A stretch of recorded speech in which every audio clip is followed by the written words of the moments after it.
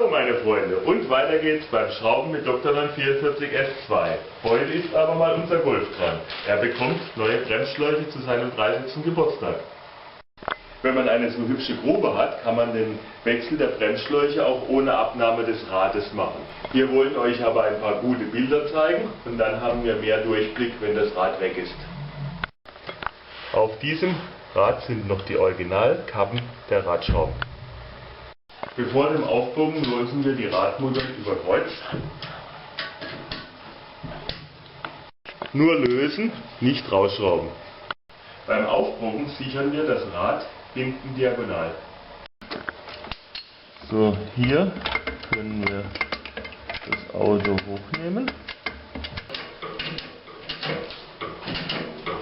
Auch wenn das Fahrzeug bloß 700 Ungrad Kilo wiegt, ist es immer besser, man setzt es auf einen massiven Holzstapel. Dann kann nichts passieren. Jetzt können wir den Superbreitreifen hier ausbauen.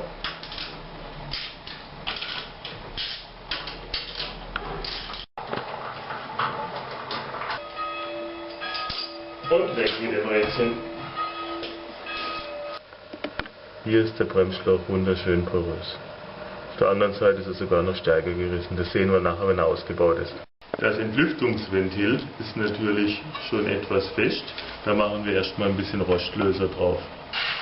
Weiterhin muss diese Verschraubung am Bremssattel geöffnet werden und dann geht der Schlauch bis hier zur starren Leitung. Auch hier mal richtig Rostlöser drauf. Jetzt müsst ihr fürchterlich aufpassen. Es gibt verschiedene Bremssysteme. Dies ist ein Girling-Bremssattel. Der hat hier Linksgewinde, warum auch immer. Die meisten Bremsen von ATE haben hier Rechtsgewinde. Und hier ist das Linksgewinde am Sattel. Erstmal die Kappe runter. So, bitte probiert es hier nicht mit einem Gabelschlüssel, sondern nimmt eine lange 7er Stecknuss. Aha. Gut. Für die Verschraubungen der Bremsleitungen nehmt ihr bitte keine Gabelschlüssel, sondern dafür gibt es solche spezielle Werkzeuge. Das ist ein einfacher Bremsleitungsschlüssel, also ein offener Ringschlüssel, der hier stärker ist als ein normaler Ringschlüssel und hier 4 Seiten vom Sechskant hat. Oder es gibt das Ganze als Krähenfußschlüssel, zum Beispiel hier in 3/8 Zoll. Jetzt aufpassen, hier war es Linksgewinde. Also zudrehen und der Schlauch geht auf. So, also oben kommt man mit dem Krähenfuß hier absolut nicht mehr bei. Oben ist es übrigens 14, halte ich jetzt mit dem Gabelschlüssel gegen und unten drehe ich mit dem 11er Bremsleitungsschlüssel dagegen. Und auf ist das Teil. Die Bremsflüssigkeit läuft schon mal aus.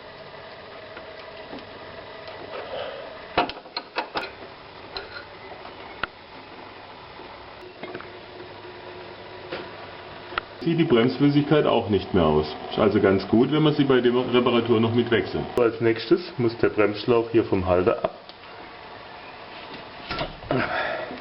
Und jetzt können wir ihn hier auch noch verkehrt rum rausdrehen.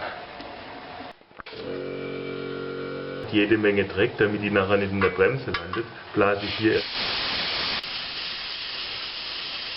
Zusätzlich verschließen wir hier noch das Loch mit so einer Kappe. Hier oben sind die Schäden am Bremsschlauch noch viel deutlicher. Also das war schon gefährlich mit diesem.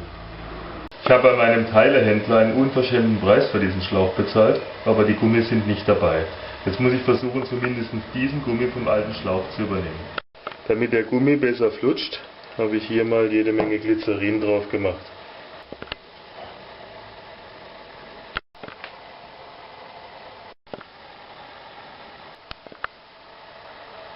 So, mit viel Gefühl geht auch der Halter wieder drüber. Bei Hydrauliksystemen kommt es immer auf große Reinlichkeit an, deswegen erstmal hier eindrehen, natürlich wieder falsch rum, weil das ist ein Linksgewinde. So, wir ziehen den Schlauch erstmal am Sattel fest, dann kommt er hier rein und die Schutzkappe hier wieder weg. Dann hier einstecken und von unten vorsichtig, aber bedenken, jetzt ist es wieder normales Gewinde. Gut einfädeln, die Feingewinde sind sehr schnell kaputt.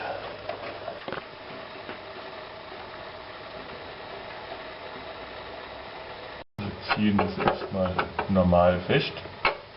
Dann geht es mit dem Bremsleitungsschlüssel weiter. Und zum Schluss machen wir noch ein bisschen Drehmoment.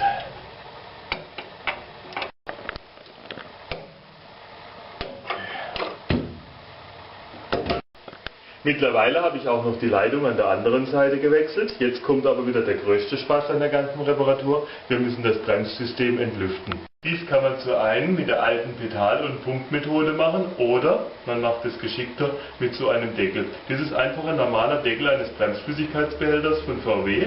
Ich habe da oben ein Reifenventil eingeschraubt und nun geben wir etwas Druckluft drauf und dann können wir die Flüssigkeit durch das System blasen. Wir füllen erstmal den Behälter bis auf Maximum auf. Oder sogar über Rand voll natürlich. Perfekt. Natürlich können wir nicht mit dem vollen Druck auf das Bremssystem gehen, deswegen braucht man noch einen Druckminderer. Ich werde ihn jetzt auf 2 bar einstellen. So, jetzt können wir wieder im normalen Kompressor den Behälter unter Druck setzen. Hier habe ich einen Plastikschlauch auf das Entlüftungsventil gemacht. Und mit dem Ringschlüssel kann ich es jetzt auf und zu machen und gleichzeitig geben wir oben Druck drauf.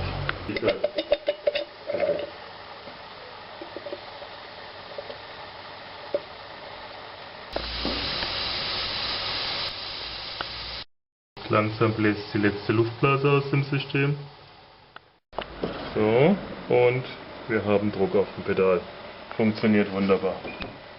Nach dem Entlüften ziehen wir die Leitung wieder gut an, aber Vorsicht, die Dinger knallen verdammt leicht ab. Rest der Flüssigkeit aus dem Ventil entsaugen, alles etwas putzen, wir machen es nachher nochmal gründlich sauber und die Schutzkappe drauf. Deckel wieder runter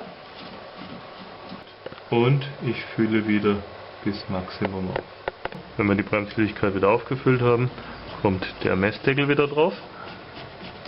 Bremsflüssigkeit ist eine verdammt aggressive Flüssigkeit, deshalb reinige ich jetzt alle Stellen, an die die Bremsflüssigkeit kam, nochmal gründlich. Hierzu habe ich natürlich wieder eine spezielle Methode.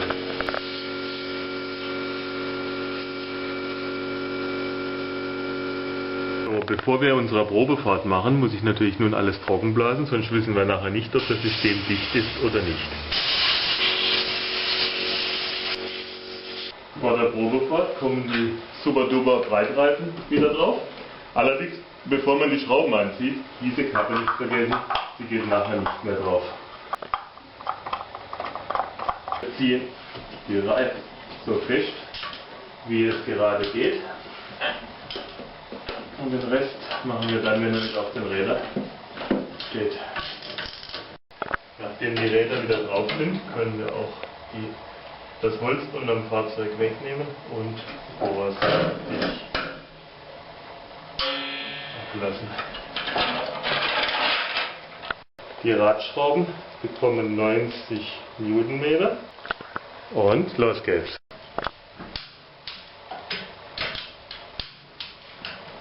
Immer schön über Kreuz anziehen, bis es Klick macht. Zum Schluss kommen noch die Zierkappen drauf. Vorsichtig mit dem Gummihammer, aber nur ein Tick. So, Bremsanlage ist alles wieder zugeschraubt, den Deckel haben wir auch drauf, Räder sind dran, also machen wir eine Probefahrt. Bei der Probefahrt muss man natürlich nun vorsichtig sein und erstmal ganz vorsichtig bremsen und dann erst langsam steigern. Nach der Probefahrt untersuchen wir nochmal alle geöffneten Verschraubungen. Hier ist absolut trocken. Hier ebenso keinerlei Problem. So, auch diese Reparatur ist wieder zu Ende, aber seid vorsichtig, die Bremsanlage ist ein sicherheitsrelevantes Teil, also immer gründlich arbeiten. Schaut auch unsere nächsten Filme. Tschüss!